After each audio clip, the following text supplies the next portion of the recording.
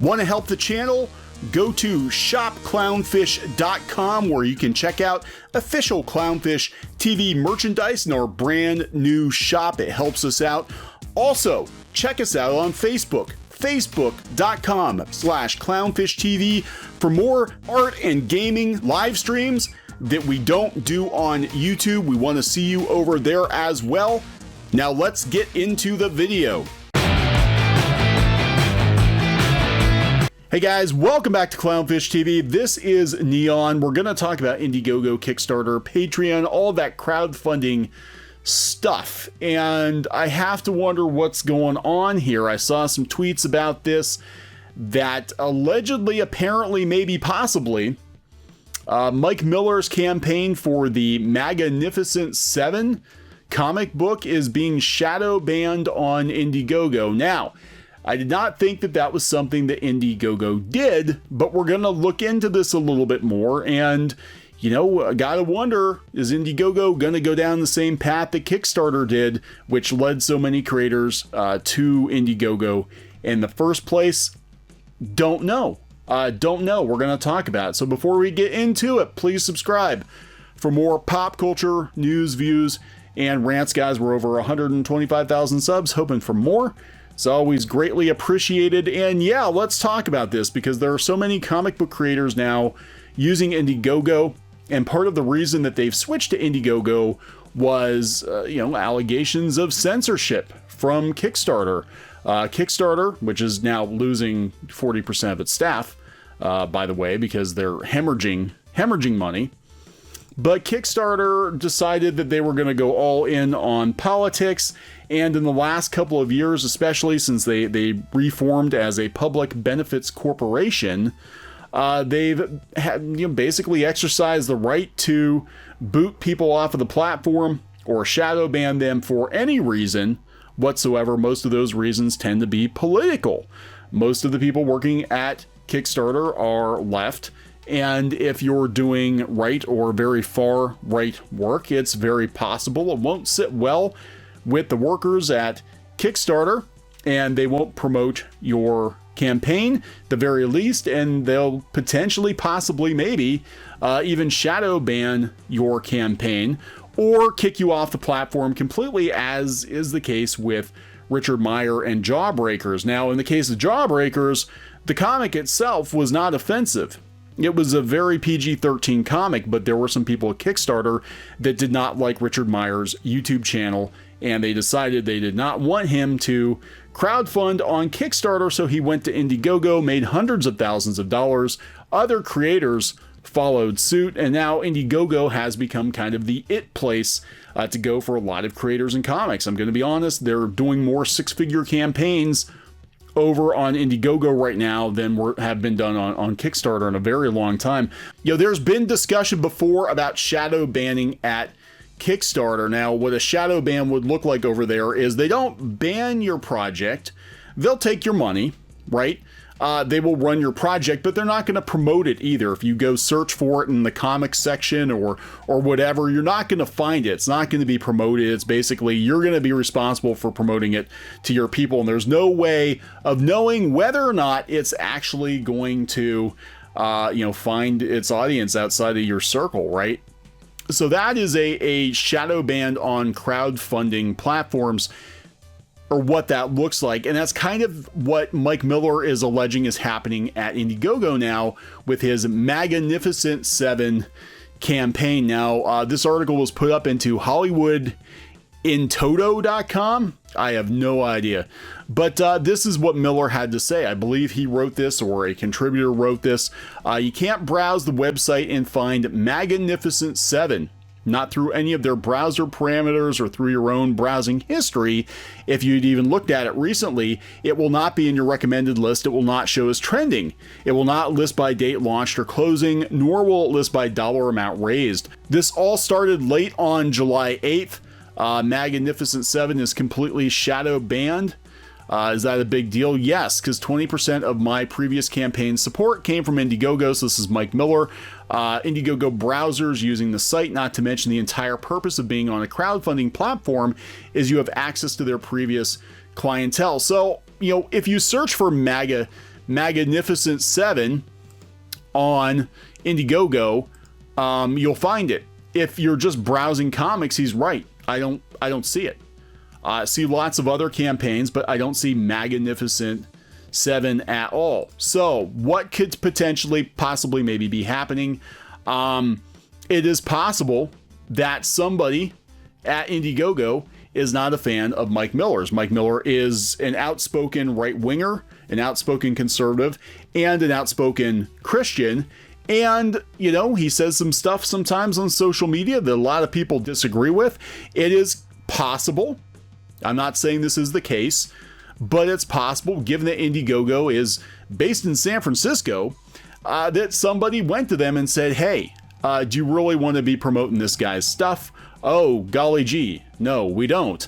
And by the way, you know, we can't take it off the platform because we saw what happened with Jawbreakers, and all these right-wingers would jump off the site if they saw this was the case. So yeah, we'll just kind of push it down the list. I mean, that is a possible scenario. As I understand it, Mike Miller has reached out to IndieGoGo to find out exactly what's happening, and I don't think he's gotten an answer yet. So he has to he is wondering if it's because the book is very pro-Trump, obviously called Magnificent 7. It's very political, right? How political is too political for IndieGoGo is the question. There are a lot of conservatives now on the platform because of the issue at Kickstarter. Now, Kickstarter loved comics that were very, very far left. Actually, that's kind of what helped kick off their efforts to unionize, spearheaded, I believe, by Camilla Zhang, who was their comic book outreach lead, and she has found herself laid off, along with 40% of their staff, because people stopped using Kickstarter. And a lot of comics campaigns now, not all of them, but a lot of them haven't been performing like they used to. So he thinks that potentially the political content is part of the reason. Now, I went out to look at IndieGoGo's terms of service. And, you know, one thing that's interesting is IndieGoGo, I don't know if they've updated their terms of service or what, but they are a lot more strict about, you know, fulfillment and stuff like that than Kickstarter even is. Kickstarter is basically like, it ain't our problem. IndieGoGo's like, nah, you actually gotta, you know, produce the stuff. You have to make it. But, you know, Kickstarter is just like, yeah, not our problem. We're not a store. But here's where it gets interesting. You go down to harassment and hate speech. These are the things that you can't put on IndieGoGo. Gambling, any kind of lottery or other forms of gambling. Drug and alcohol paraphernalia, you can't do that. Investments and profit sharing, you can't do that. Harassment and hate speech. So we consider harassment to include, but is not limited to the following: abusive videos, comments, or messages, cyberbullying, invasion of privacy, promoting or representing any individual, group, or organization that promotes hate or uses hate symbols and or hate terms on their website as defined by the Anti-Defamation League. So that's a pretty large database, actually. I don't know if you could do like OK Sign, the comic book. That might not be okay. I don't know. Sexual harassment, any form of degradation, subjugation, discrimination, or hatred against individuals or groups based on race, ethnic origin, religion, disability, gender, age, veteran status, sexual orientation, or gender identity. You can't have explicitly sexual content on IndieGoGo. Graphically violent content that promotes any form of violence. Well, that's comics. Weapons, ammunition, and related accessories. Human remains, air transportation, political campaigns. You can't use it to fundraise for political campaigns. So, I mean, these are pretty vague. I'm going to be honest. It's the terms of service of what can and can't be allowed on IndieGoGo is pretty vague, and they do have a whole section about harassment and hate speech. It is possible. Again, I'm not saying this is the case because I don't know, but it's possible that some people at IndieGoGo felt that doing a MAGA comic in and of itself is a form of hate speech, or they have a problem with some of the stuff that Mike Miller has said or done on social media or really, anything at this point. Because here's the thing, and this is what's going to be interesting to watch. Crowdfunding is becoming a much bigger part of the comic book pie. They just released the numbers for comic sales in 2019, supposedly topped 1.2 billion, but a big chunk of that was graphic novels, manga, and crowdfunding. They said that the other channel blew up. It includes newsstand sales and crowdfunding through Kickstarter, etc. They won't name IndieGoGo. Interesting.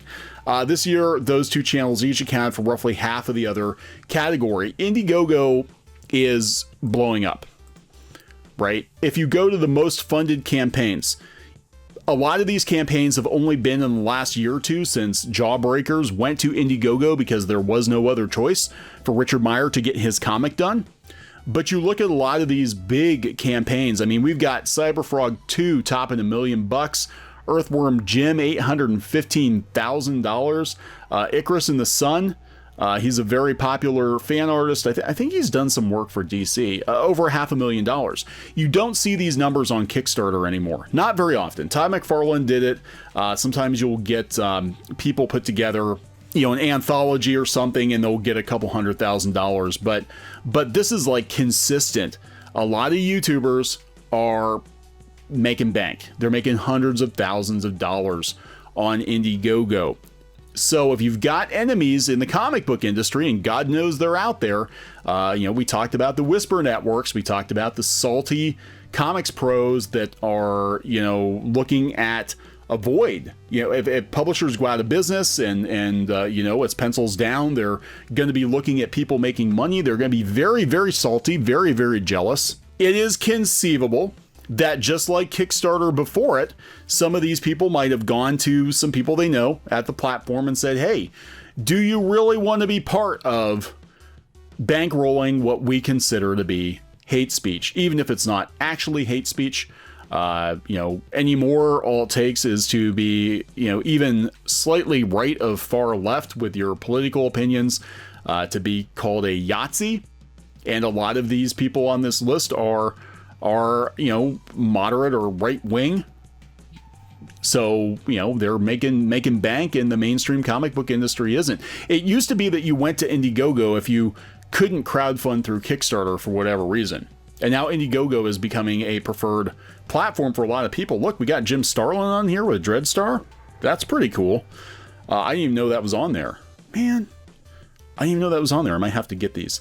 So yeah, I don't know what's going on. Lone Star is on here.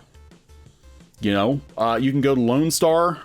That is one of Mike Miller's other projects. If you go to Mike Miller and click on Mike Miller's name, you can see his other campaigns. But again, Magnificent 7 does not appear in the trending. I'm going all the way down. It should, but it's not. So something is definitely up. And, again, this isn't the first time that IndieGoGo has shadow banned or, even canceled campaigns. I remember a couple of years ago, they canceled one of Chuck Dixon's campaigns because they said that, it was hate speech or too political for them because I guess they were dealing with QAnon or something in the comic. I don't know, but they pulled it down too. So I guess what I'm saying is, for now, IndieGoGo probably is a better option for a lot of people doing crowdfunding, given that's where, the action is, that's where the high dollar campaigns are. But this might not always be the case. If they start to crack down on who can and can't use the platform, and they start to behave, well, like Kickstarter, before them, then they might find themselves going broke like Kickstarter before them. So I'm going to wrap this one up. Please subscribe for more pop culture news, views, and rants, and we'll talk later. Hey guys, thanks for watching Clownfish TV. Please consider supporting the channel. Go to clownfishsupport.com. That's clownfishsupport.com. And if you want to join our community, go to clownfishtalk.com. That's clownfishtalk.com. Please subscribe, ring the bell for notifications. We will talk to you next time.